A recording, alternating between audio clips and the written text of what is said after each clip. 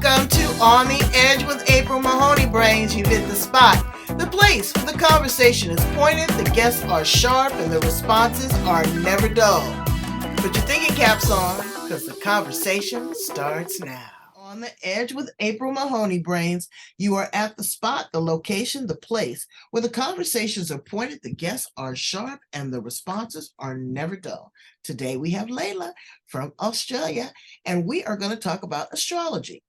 What is the history of astrology? How does that really impact our lives? There's a lot of people that really believe in that. There's other people that are in contrast to that. But how does that help chart our lives, our past, our present, and give us insight towards the future? We want to hear about her course that she's doing and other wonderful fun facts about her in her life. So let's welcome her to the edge. How are you, Lila? I'm good, thank you. Yeah, well, welcome. Please introduce yourself to my guest of brains, which are my listeners, and tell us how you show up in the world. Okay, hi. Well, I show up just by pretty much just wanting to grow and evolve and share my knowledge with people. So by, like, I don't know, on social media, I go out. I'm a mum, we do homeschooling, so we go to lots of different places, and I love sharing about the astrology with everyone I meet. How did astrology find you? How did you find such a deep, fond interest for astrology? Well, it first started, I think it was like over 20 years ago now, and it was based on the Feng Shui with the home, if people have heard of that. So I just enjoyed, I don't like clutter, and I know the environment plays a big part in our well-being. So I started from that, then I did research, then I had consultants come out to my home to help with the different energies of the house. And then I found out that from our date of birth, we can also find out so much about us, so not just our home. And that's how I just started. Yeah, from that, wanting to know more and more, then I went, I did lots of different courses and experimented on different people and myself. So my journey, I've been here a lot of decades. So got to see, and then also had impacts to my daughter's life. Wow. Well, yeah, astrology is pretty tricky. So, because you're dealing with the planet, you're dealing with the universe, you're dealing with downloaded information, but also the astrological signs. So, how do you find that this really kind of helps people navigate their course? And what I mean by that is you'll give a reading of their chart. And how do you find that that's valuable for them to know these things? Because I feel a lot of people, including myself, I've been in those situations where we just forget about who we are, and we just get caught up in the outside world, and by just knowing because it's based on your date of birth. So the day you were born, the Chinese believe that's when you inhaled your destiny. So the day, the time, the year, and all that. So then by me sharing with people just that beautiful gift that them just being alive is, and on top of that, all the elements they inhaled, the energy, and then they can relate to that with the new energy, whatever is happening today. Mm-hmm. So today's a new day, so there's like new elements that come in. So this is just based more on the 5 elements. Okay. What are the 5 elements? They're fire, earth, metal, water, and wood. So each of us is one of these elements, and it could be yin or yang. Okay. And then from that, there's personality that we have taken on, cycle of life, what we experience, and how each of these elements then impact us throughout even our day. So why are people always so connected to the moon and the stars when it comes to astrology? Is it the force of the energy? Is it the direction of the planets? Is it, a synchronicity or an alignment with, with your charting in your date of birth? Why is the moon so important? Because I know the moon really affects me. Yeah, I don't know exactly, like in regards to the different planets, because I just focus more on the 5 elements, and because we are like part of nature, so like the cycles of life, and we're part of the universe. So I think I don't know, for me, it's like humans are very powerful. Right. So we can just once we understand ourselves, then we just align to everything else. Right. So, who is your ideal client? Who would be the person that would really resonate with you the best? Because everybody's not, some people are into spirituality, some people are into religion. It just depends on where they are in their life. What kind of person would work best with you, and you find that you could get the best results? For me, it's been mainly people that feel stuck and overwhelmed. So there's a lot going on in their life, and they don't know then who they are, and they just want more certainty, clarity, confidence, and that's where I come in. Just because even the last week, I think there was two different people that I did their charts that they just knew they're too much for some people. And then I just shared with them, okay, this is the reason, because you've got excessive of this element. So some people are drawn to that element, and some people don't need it because they've got enough in their destiny chart. So that's how then is just finding that balance of who we are and who we attract in our life, not to take it personally when we're giving too much and someone doesn't want it, or Right. reacts to it.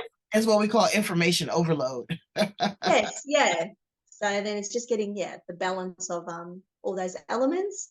So then once they've got that, then it's easier for them just to continue and where to use their energy in. So how does that work with regards to relationship and relating with people? Okay, you know who you are, but are you also drawn by these charts to the right element of people in your life, or your circle of influence, your friends, how you parent your children? Does this really kind of give you a navigation tool on how to manage your life as well, and relationships? It does actually.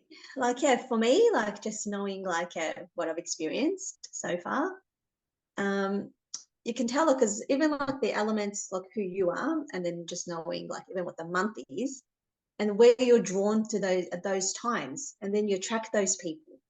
So there's some people because the elements combine. So there's two elements that can combine and make another element. So, for example, I'm Yang Earth, and if someone is Yin Water, the energy flows much better between us because those two elements combine. Okay. And then they also elements clash. That's when people then have like more challenges because their element and their element, the other person's element. But you don't necessarily know somebody else's element. I mean, unless they've had their chart. So does it give you, when you understand yourself, does that help you have a better insight to other people? And what I mean by that is that can you tell certain characteristics? Can you tell if a person is controlling? Can you tell if a person is insecure? Can you tell if a person is driven? Can you tell if a person is suffering from like imposter syndrome? By heightening your sense of awareness and being more in tune, does that give you insight into other people that you deal with? You understand the question? Does that make sense? Yes, of course.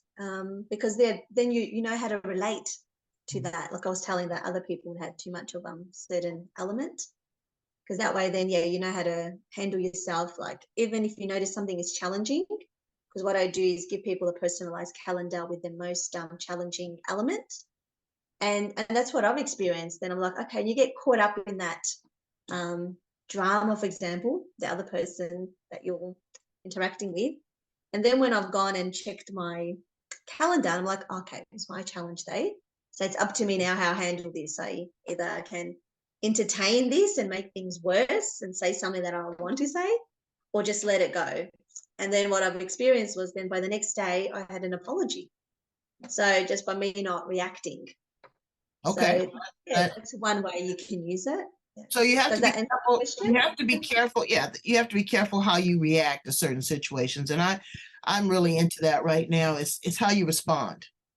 Yes. It's not necessarily, because adversity is going to come your way regardless. Doesn't matter who it comes from. That could be from your children, it could be from your spouse, it could be from your parents, but trouble is going to come, but it doesn't last always. And once you get into a headspace that you're saying, okay, this is what this is a particular challenge, What I need to do is figure out how to process this or how to park it, or is it really important to me at all?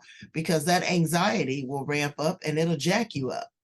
Tell us a little bit about your course. How did you start developing your course?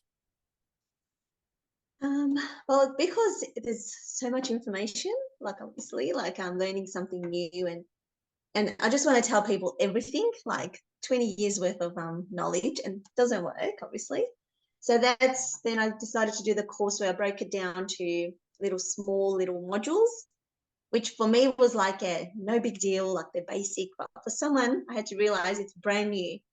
So that's how I started doing the course. So doing like just little, I think probably some have gone probably like a 1 minute video where they just learn what does the year that they're born mean for them. Because a lot of people in the Chinese zodiac know the year they're born. But however, I tell them there's also an animal, because there's 12 animals in the Chinese Yeah, zodiac. I'm the year of the tiger. Okay, yeah. So then there's also like an animal you have in your destiny chart, which is from the month you're born. And then the day you're born, you get another one and the hour. So then I thought, okay, well, I've got to tell people like more about those aspects too, because it's not just the year you're born. So, and then from that, then I decided to do calendars where people can just move forward, then knowing, okay, what's my most challenging day? What's my most harmonious day? So that way, a lot of people like to plan ahead, and they use these days. Oh, it's going to be a clash day, so I'll just avoid that day. Or it's just going to take them extra long to achieve something so simple when it's a challenge day. So Okay. then, yeah, I've got that, and also one-on-one sessions, just having that with that people that join, like where they're at, where they want to go, and see how their destiny can support them at the same time. Yeah. Yep. So see, there's somebody that's beaming in and checking in with you right now. They need your service. About homeschooling, that's a challenge. Number one, keeping your child engaged, keeping them motivated, keeping them stimulated, but also staying up on the curriculum. Did you start that during COVID, or has that always been your educational choice for your child, was to homeschool? Well, it's always been, so from little she was doing homeschooling, and then she wanted to try primary school when I can't remember, she was 5 or 6. And so that was good. She did prep. And then during the other 2 years, then there was, lots of lockdowns because we're from Melbourne. And that's when we decided, like just going back to school, then they were put back, in lockdown to come back home. And that's how then just, continued. Yeah. What And type she of loves it. what kind of things do you do, as a mom that homeschools?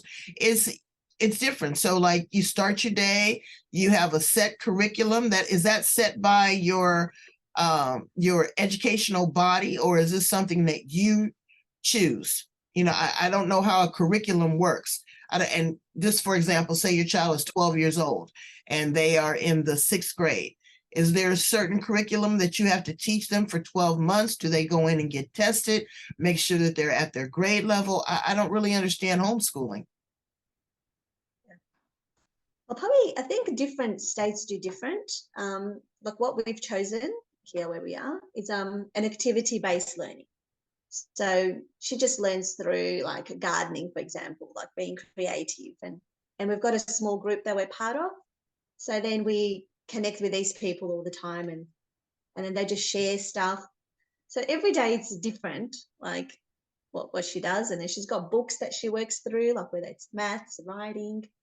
And she just learns through life, like just watching me, about business as well. She's learning about business, astrology, and she loves telling people like what she's learning from me.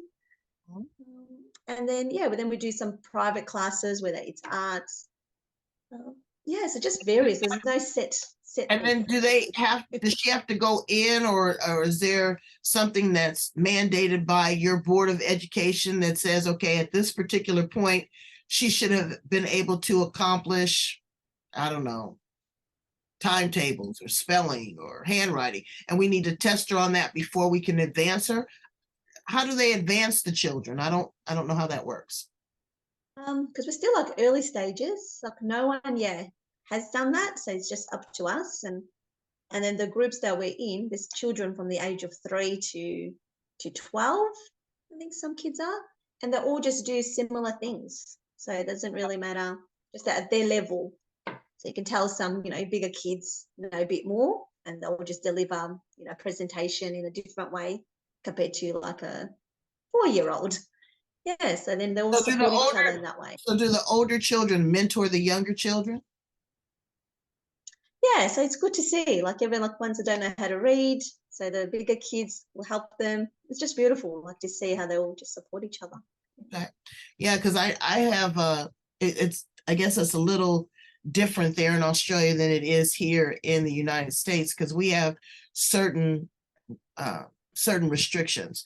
So there's certain curriculums, like you might get, I don't know, a workbook, and these workbooks would be, 8 months worth of instructional training here, classroom training, and then you have to go through them. And then after that, you have to complete a test or something to make sure that you are at that grade level. Because if they want to go back into mainstream, I see that a lot of children that are homeschooled are more advanced because they do. They have that practical application, that practical learning to where, they might do their mathematics through cooking.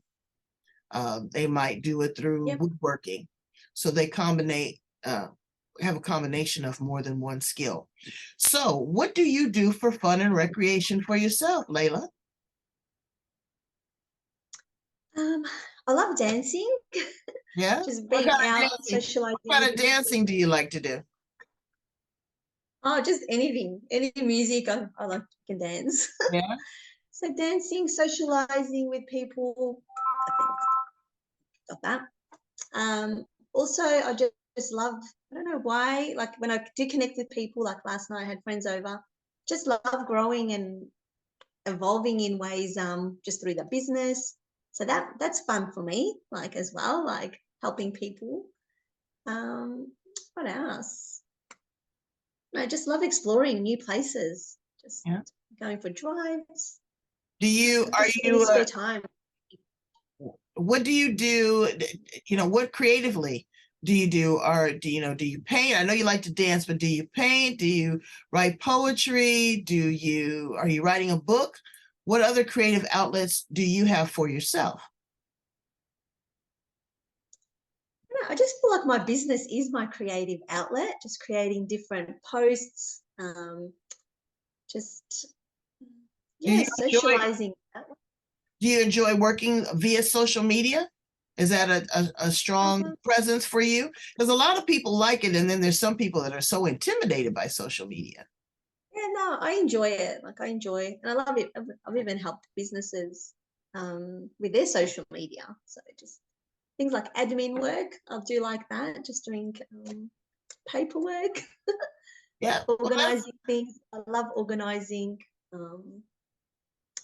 stuff and cleaning up, just clean environments.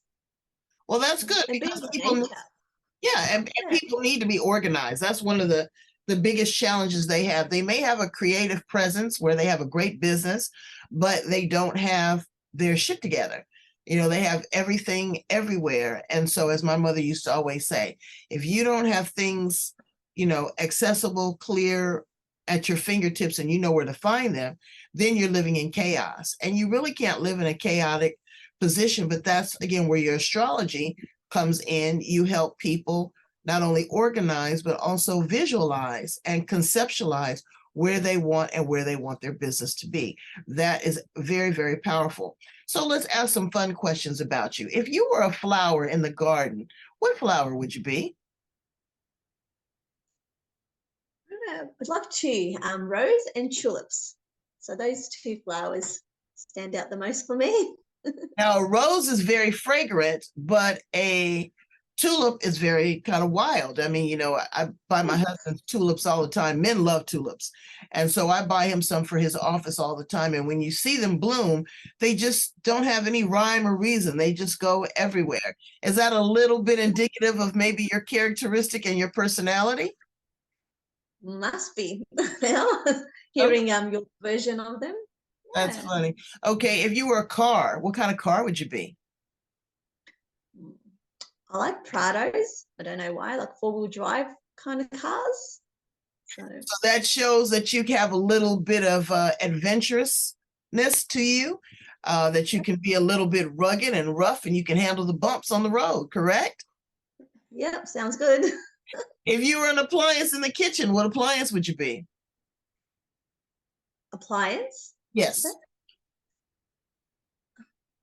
The main one I use is wooden spoon.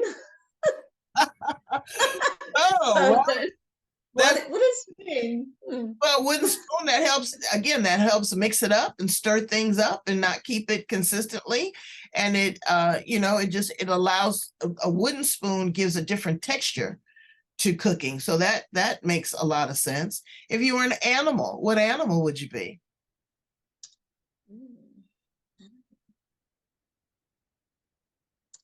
I just sit on the tiger. Maybe I'm just going to go with the tiger. Tiger. Chinese Astrology. So that is saying that, you have a bit of a predator allure, that you can keep it low, but you can also move quick and slick, and you grab hold to your prey like a predator. So I get it. I totally get it. So those are little fun things that I like to do. I used to do that a lot when I would interview people in corporate jobs. One woman told me that she would be a snake. And that's what I said too. Now, do we hire her or what? I gave her the job because she identified with who she was. She said that she liked to slay low to the ground. She knew how to slide in, she knew how to slide out, but she also knew how to strike and swallow her prey whole. So I was very careful of where I positioned her, but I liked that because she identified with who she was and how she related. So thank you so much, Lila, for all of your valuable information. You really kind of broke it down for us in bite-sized pieces so that we're able to manage it, so that we're able to look at it and put things in perspective, which is very important. Tell my brains how to get in contact with you if they want to tap in and work with you and do a little deeper dive. Okay, well, yeah, my website is fourpillarsbylila.com.au. I mean, I'm sorry, you said it kind of fast. What was it again? Say it slower. Fourpillarsbylila.com.au. Okay. Fourpillarsbylila.com.au. Yeah, that's via the website. On Facebook and Instagram, it's Four Pillars by Lila as well, the same name. Or my name, Lila Naumovski. If people use Facebook, that's my profile name.